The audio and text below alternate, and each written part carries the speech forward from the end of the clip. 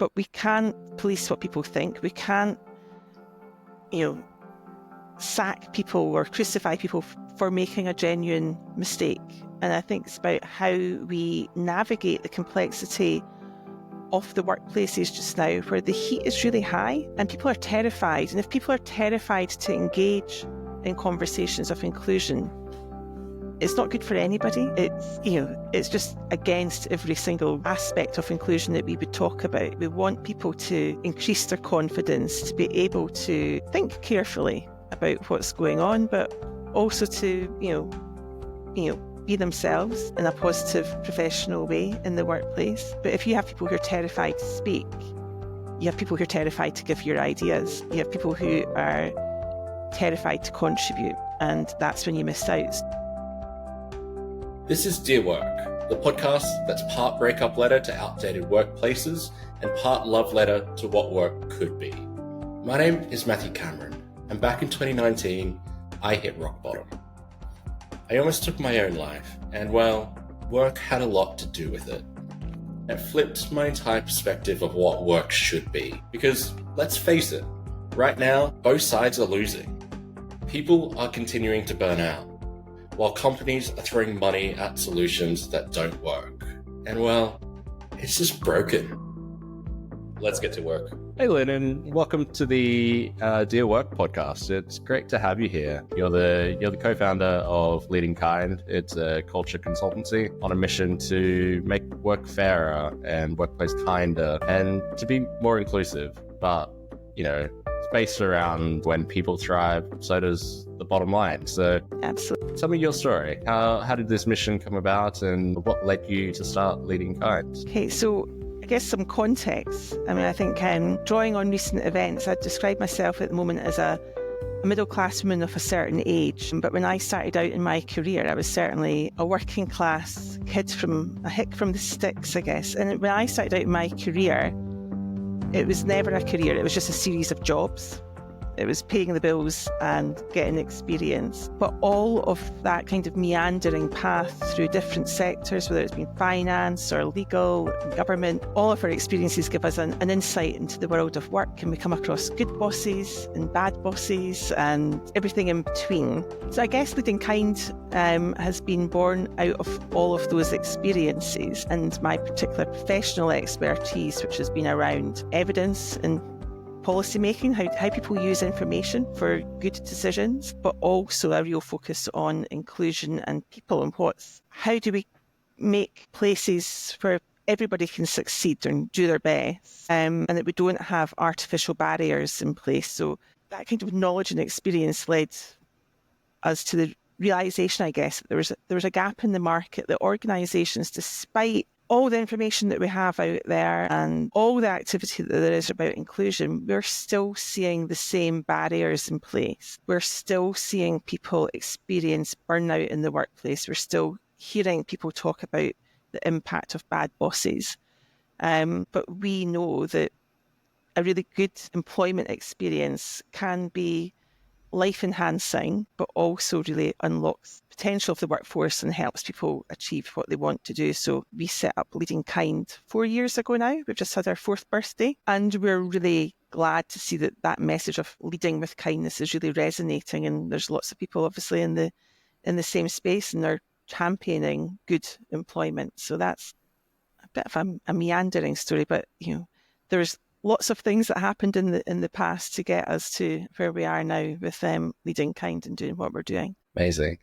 There's a couple of points in there that I want to pick up on. You mentioned bosses, and it's definitely something I want to come back to. But you used the phrase inclusive a couple of times there, and it's a really important phrase. But I wanted to, while we're there talking about Leading Kind, ask you, with that topic of inclusion, like why do you describe yourselves as politically astute, not politically correct? I think it's a really interesting way to frame it, and I'd love to hear more.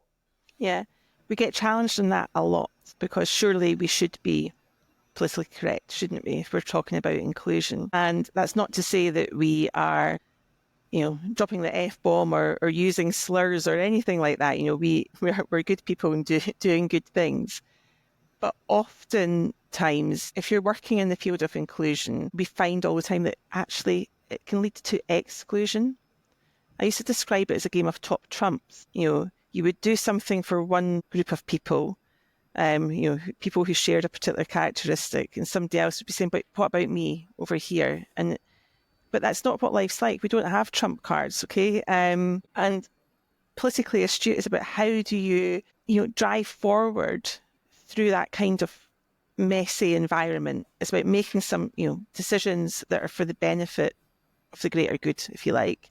So you can't be politically correct when you're trying to go through that. This is not about fads. It's not about populism. It's, being politically correct. It changes all the time. Think about the songs that we're saying aren't appropriate now, which would have been absolutely appropriate before, but then we're listening to, some of the lyrics and some of the rap songs can be like quite choice, let's say, but we're complaining about, songs from the 1950s because of misogynistic messages, or, what does it mean to be politically correct?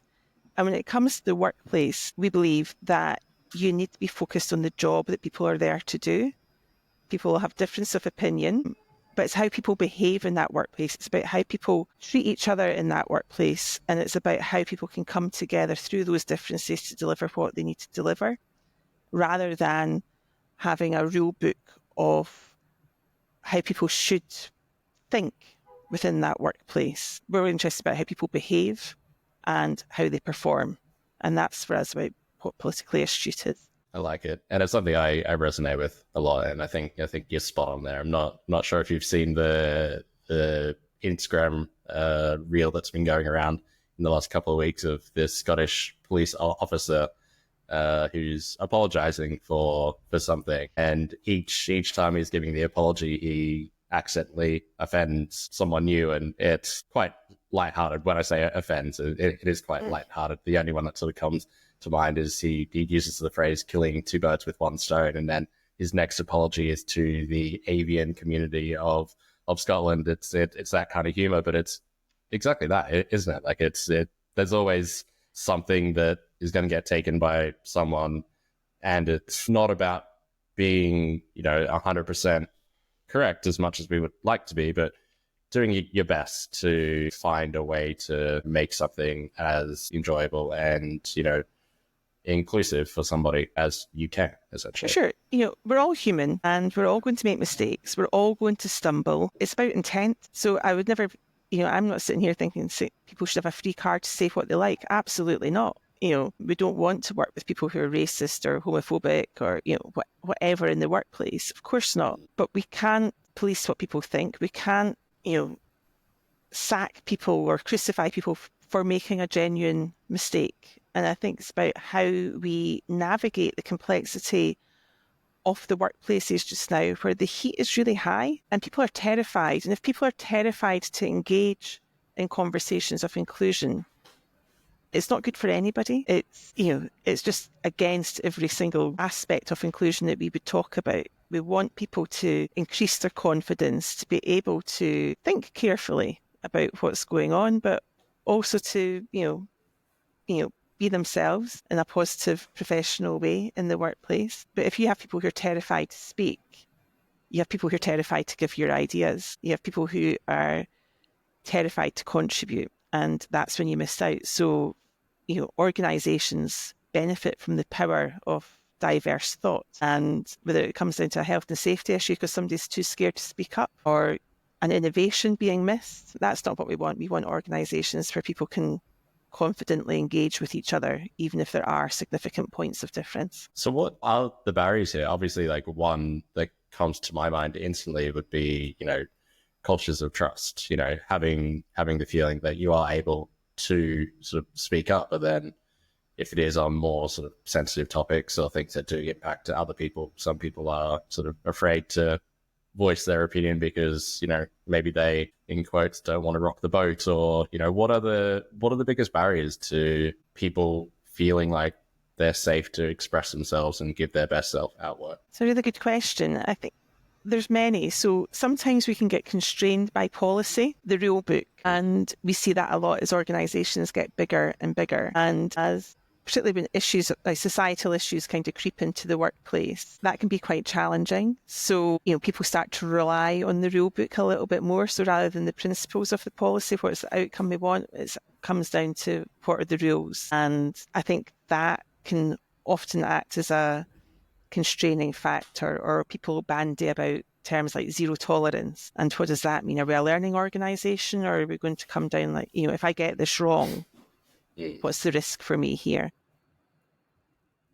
Do you think people do that because they're potentially afraid of, getting sued, or perhaps they don't understand the best way to address it, so they fall back on the rules and on the policies that they don't then have the opportunity to grow and learn and best learn how to approach that situation in the future? Is that why, we're seeing this? I think so. Do you know what? I think we're not very good at saying sorry when we make a mistake.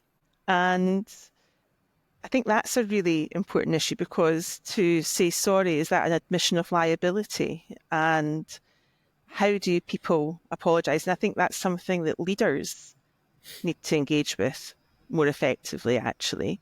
We have this climate that if, something's gone wrong on your watch, that can be quite awkward to hear.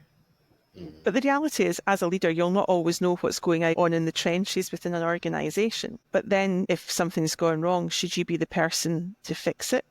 Or should you be the person that's walking the plank, so to speak, because of that mistake? And there'll be different grades of that. But I think the way that people view justice is that somebody has to be fired or somebody has to go. And in certain circumstances, of course, that's the right thing, depending on what it is. But many times, I think if we were better at being able to authentically say, do you know what, hands up, there's been a mistake here and we've got it wrong, but we're going to endeavour to never let that mistake happen again. And this is how we're going to do that. That would, give people the confidence as well. And I think it's also that thing about, we've all worked for that boss that we felt they had our back. And it's, I know from my own personal experience, when you've got a boss that you think's got your back, I'm not saying that you play fast and loose, but you're empowered to make decisions within your remit in a way that you're not when you feel that somebody doesn't have your back. So I think it'd be good to have a situation where we have teams and workplaces where we feel that we've got each other's back in that respect, rather than you feel that there's always somebody trying to catch you out. We want to catch people in. We want to catch people doing a good job rather than catch people doing a bad one. You can deal with that when that happens. There's a lot to that. And I came across recently, I believe it was an article about just acting like a startup at all times, like, having that permission to fail. And I think the bigger the company gets, the more, policy and rules get put in place, and the less openness to fail there sometimes is. Whereas when you're a startup, you're like, all right, let's work it out. Is that going to be good for us? You find out quickly, you fail, or you succeed, and you take the lessons from it and you move on. And it's something that sadly sometimes gets lost. And I feel like it's something super important, and that ability to own up and be transparent and vulnerable as a leader and say, you know what, my bad, I'll do better next time. And then take those learnings. Like, I don't know about you as a business owner, but for me, like, I've made so many mistakes, but I'm still here. I haven't offended anyone yet, but they were learning opportunities, and I very likely won't make that mistake again. And I know I'm just me right now, but they are things I will take with me, and they will help me be a better person and a better leader in the future. And maybe I should do a podcast episode on all of the mistakes I've made, and walk the walk on this. But it's a really interesting point you made there. I think failure, the ability to fail, is one of the, whilst we all want to succeed all the time, can be the best lessons. But, I was thinking that before I came on you asked me to come on the podcast, I was thinking about, good bosses and bad bosses and what that really means. And I was actually thinking about one of the bosses that gave me the most freedom and always had my back. But truth be told, he was a bit of a devil, and probably wasn't, who you would say was the best boss. And I don't think would have been the best boss for everybody. He probably, wasn't the best person, let's say. But to have somebody that you could work with that had that level of trust was hugely empowering for me at a pivotal point in my career journey. So I think there's swings and roundabouts about actually what good looks like in the workplace as well at different times. I think with good though, like any great superhero movie, with all the good, you kind of also need the bad, and I feel like there's a story here. So I'm going to ask, what is the worst job or manager you've had there? Now, I've had lots of bad jobs, but I'd say actually one of the most difficult and challenging work experiences for me was, and I can talk about this because I've not got it on my LinkedIn profile, is I went to work for a small consultancy and I actively chose it. A bunch of really lovely people, I have to say. But they had this one rule that on a Monday, because I was a senior member of staff, I had to be there at 9 o'clock. The rest of the week, I could be there at 9:15, 9:30. But on a Monday, despite the fact there were no client meetings, there was no regular meeting, I had to be there at 9 o'clock.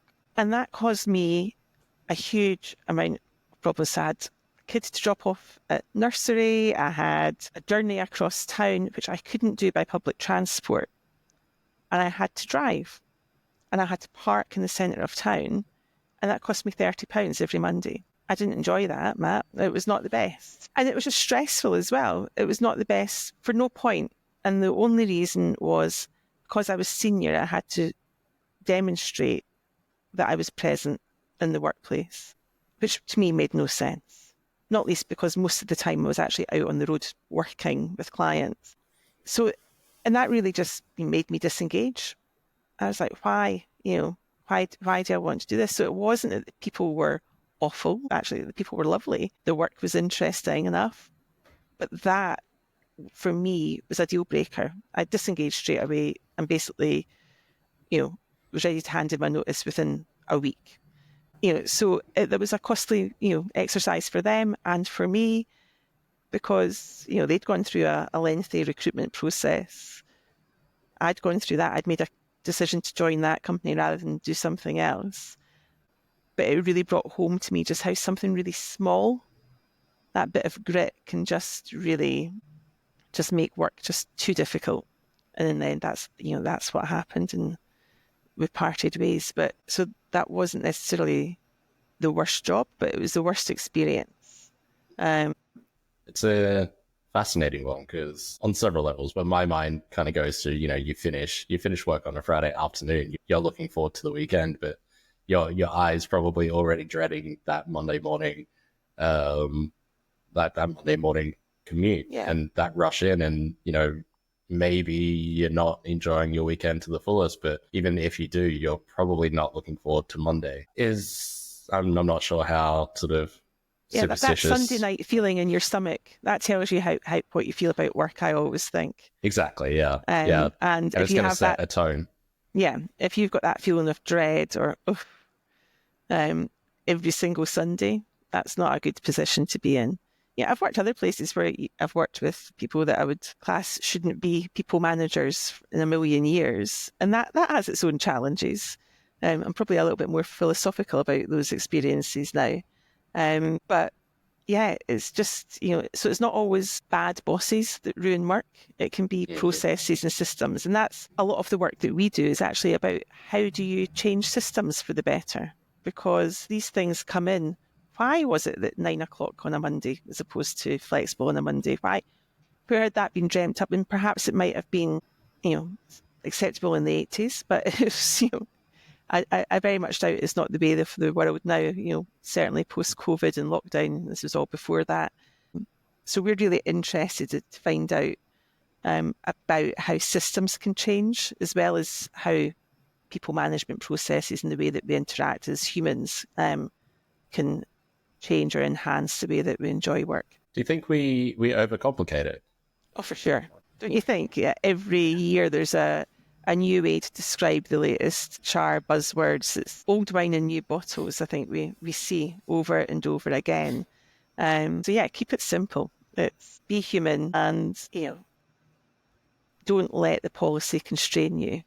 There's so many times you'll hear horrific stories about people going through some really challenging time, a bereavement or an illness, something really deeply personal and difficult to deal with. And, the policy will say, well, actually, because that person was, an aunt or a friend or whatever, you get 1 day off, or you get 2 days off, or, whatever it might be, not taking into account the particular circumstances or what it means for an individual. And there's different ways to do that. I was reading a post on LinkedIn yesterday, the day before, and it was a story about how somebody's parent was at end of life, and they'd gone away and spent the last day with them, and had then driven back to work and had gone into work, and their loved one had passed away that morning.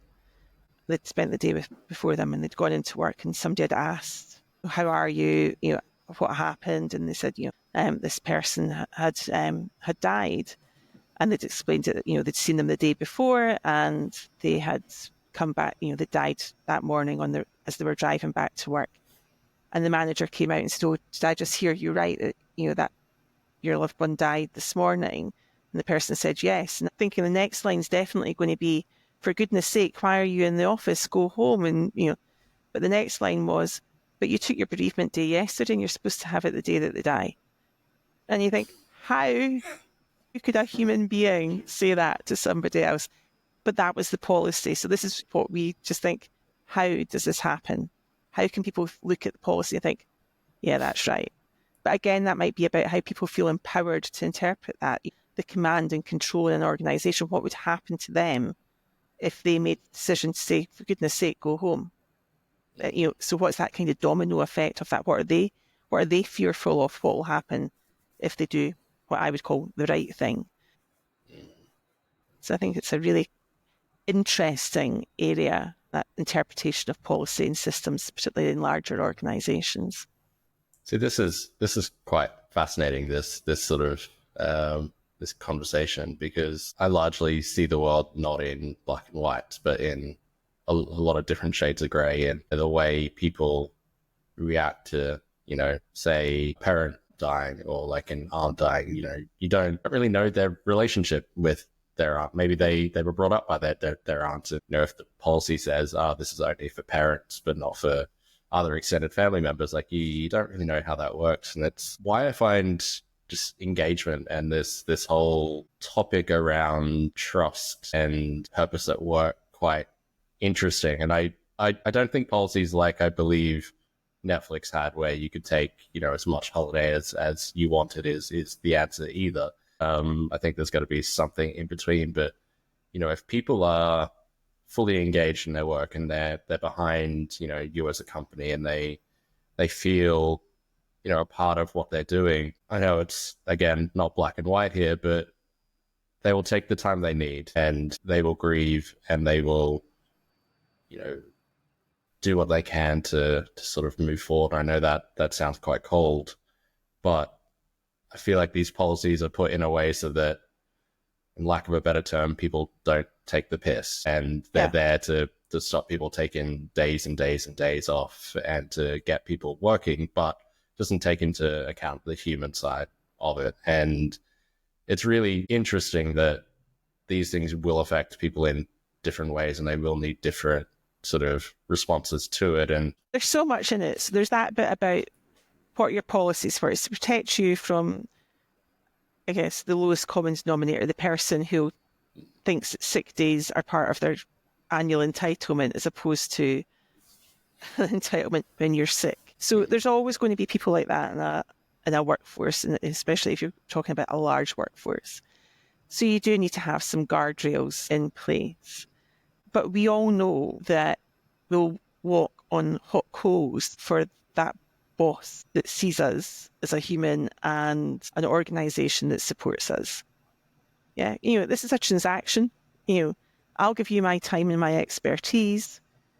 As an employer, you're going to give me money, compensate me for that time. I may have other benefits that I can have, whether that's the gym membership or life assurance or different things that all make up part of my my package, but it's a transaction. And ultimately, we can transact wherever we like, okay? We can go and work for different companies. But employers know that every time you're changing people, it's costing money. So you want to keep good staff. You want to have people who contribute and who can skill up and grow with you as you grow or reach their area and provide their expertise wherever they are. And if you treat people like human beings rather than human doings, you will get that back tenfold.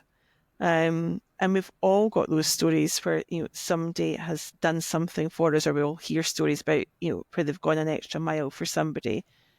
And the loyalty that you get from that is just, difficult to put a price on, but there is a number out there for sure. And that's, you don't get that by necessarily, free fruit on a Friday or pizza Tuesdays. Nice perks as they are, they might keep you for a while, but it's when things get tough that I think that's when people are able to engage and give off their best. And as you say, take their time that they need when it's required, but come back committed and fully supportive of an organisation. That's what we want to see. Yeah. And from the business point of view, like, again, we're talking just a random example. Like, this is not something that is a set. But say, for example, somebody takes an extra week off because something massive happens. Like, there will be an impact to the business for that week. But if that person in, say, 6 months' time has been slightly disengaged because of how you treated them at that time, and then they leave, and there's a recruitment cycle in there, there's a cost to finding a replacement, there's potentially a disruption of more than a week later down the line. But if you can handle situations like the one we've been using here as an example, you could have loyalty from that person for a long period of time. They could be an amazing asset who grows within your business. And that's just by not looking at the policy as a black and white. Again, there will be situations where it's important to have those guardrails up. But if it's screaming out to like the example you use with the person with their bereavement day, where someone should just be like, go home. Just please go home. You need today off, and I will deal with my boss. I will tell them, go home. This is my call, and I'm not afraid of the repercussions from that because I know this is best for you as an employee. I did that, that person is going to be grateful for that. There are times to think outside the box here, and that will long-term be better for the business in terms of, that person's productivity. I know we're talking about, a bereavement in the family, and it shouldn't be this cold, but we're talking better productivity, high retention rates, more money for the business. And this essentially is, what businesses are trying to do. And it comes from just thinking slightly outside the box and treating people like people. Yeah, and also think about the well-being of that individual, the long-term health impacts for them. And I do a lot of workforce planning with organisations, and we always have this thing, what's your head count? But then what's your productivity levels of that as well? Because if you've got 10 people working in a team, but they're all working at 60%, have you really got 10 people? Have you got 6 people? What is it that we're talking about here? And that's always, and of course, none of us work 100% every hour of every day of every week. So there's always some coming and going with that. But it's about actually realising the impact when you're losing that kind of productivity, if it's down to disengagement because people don't feel that you're really supporting them, that you are fairly rewarding them for what they're doing, or recognising what they're doing as well. I mean, a thank you goes a long way. And,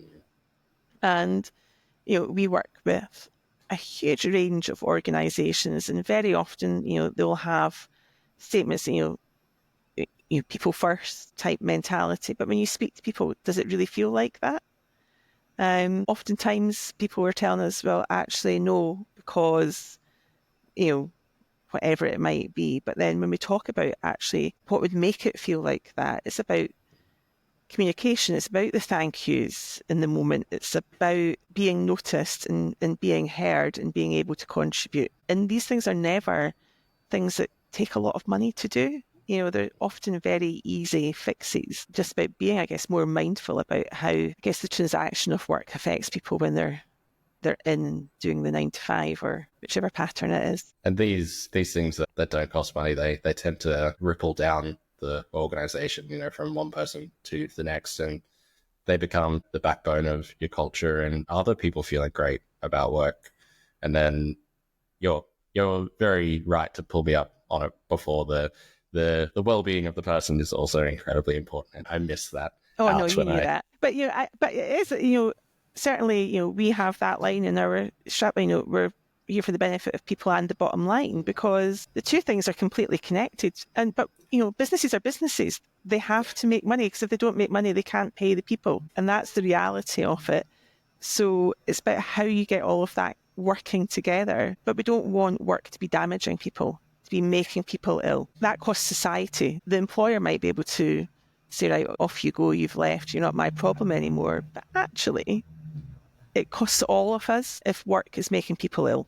And we don't want that. We can't have people who are so damaged by work that they then can't work again. And that is what happens. I feel a great summary of a lot of the points we've sort of touched on so far is people just want to be able to bring their best self to work and live their best life outside of it. And the businesses that are able to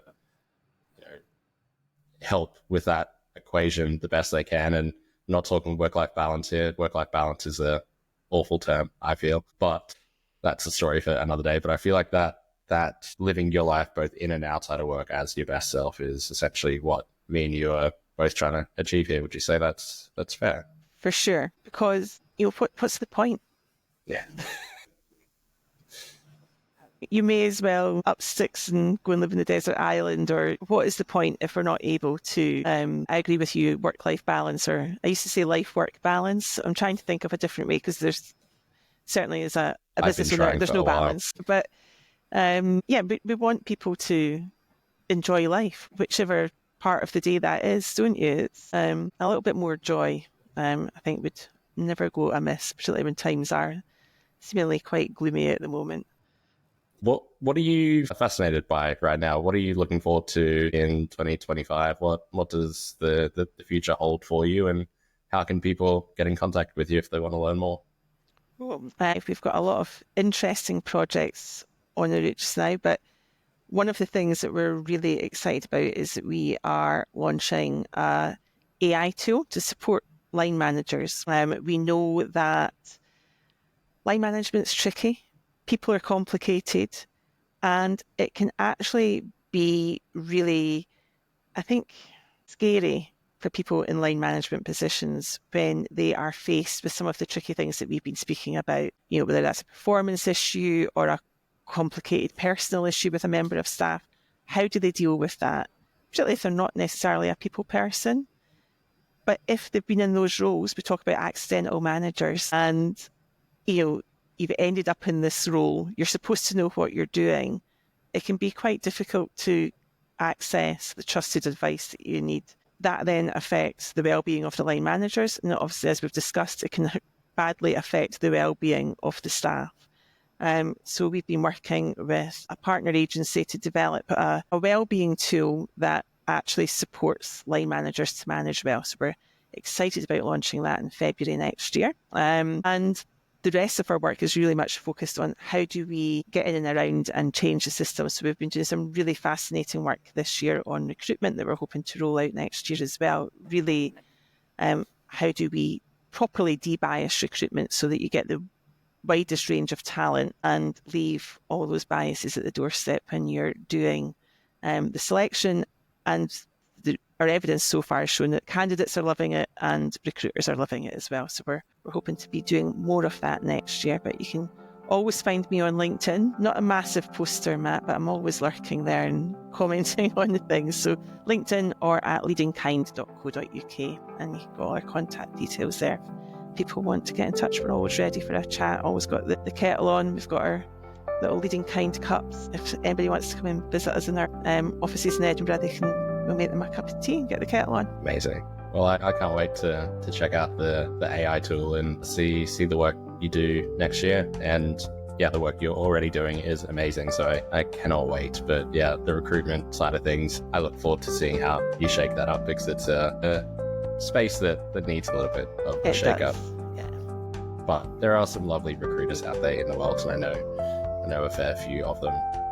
With that, thank you so much. Thank you for coming on, and Thank you for having me. It's been a pleasure. A lovely way to spend an afternoon, so thank you.